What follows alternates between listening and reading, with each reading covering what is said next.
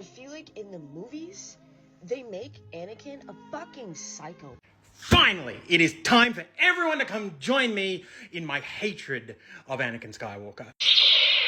Come here, little younglings. Number one problem that George Lucas had with the prequels is that he was trying to tell Anakin's story retroactively. Because I'm an OG fan. I was nearly 20 when episode 1 came out. And so the problem was that we all knew how the story ended. We all knew that Anakin was eventually going to turn to the dark side. But George Lucas, for some reason, wanted to make that justified and at the same time give him a love story for some weird reason. Well, I suppose he, had to have a couple of kids at some point. And people seem to forget that if you remove the context of the Clone Wars and just have the prequels, Anakin Skywalker is a monster. Not Darth Vader. Anakin Skywalker is the monster. I actually have never bought this whole split personality thing.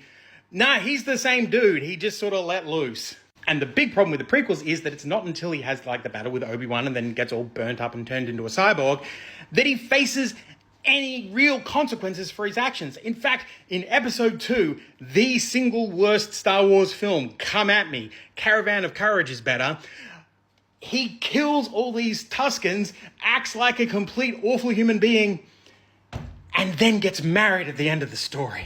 That's one of the reasons that we have all these toxic fanboys running around going on about how much they love Anakin Skywalker but hate any single woman of power in the franchise. He's an incel who gets the girl. And so does it make narrative sense for Anakin to, get rewarded at the end of his life to become a Force ghost or enter Force heaven, however you want to put it? It kind of depends on what part of the story you're dealing with. If you're just dealing with the OG trilogy, just the original 3 films, the answer is kind of yes. Not because he's somehow magically redeemed at the end of the story by killing Palpatine, but because in the original trilogy, the Force isn't really moralistic. People talk about the prequels as if they didn't retcon the OG trilogy, and they absolutely did. And one of the biggest changes they made is that all of a sudden, the Force had a will. In the original trilogy, the Force is just a mechanism. It's a device that allows people to do magic. It's not until the prequels that we get this idea of the Force somehow having a consciousness and therefore having morals. So in the original trilogy, becoming a Force ghost just seems to be something that happens. With the exception of Palpatine, every Force user we see die in the original trilogy appears as a Force ghost at the end. It's not until the prequels, and in fact, it's not really until the Clone Wars that becoming a Force ghost becomes A, a skill that has to be learned, and B, associated with the light side. But the problem for Lucas going into the prequels, and moreover going into the Clone Wars, because the Clone Wars are the real villain in this story, is that they already had Anakin becoming a Force ghost at the end.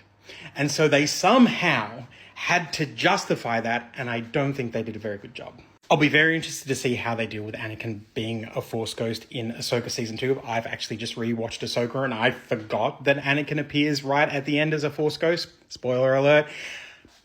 I am going to be very interested to see how they deal with that. So yes, Anakin Skywalker is a monster. And if you're ever on a date with a guy and he says that Anakin Skywalker is his favorite character in the series, run.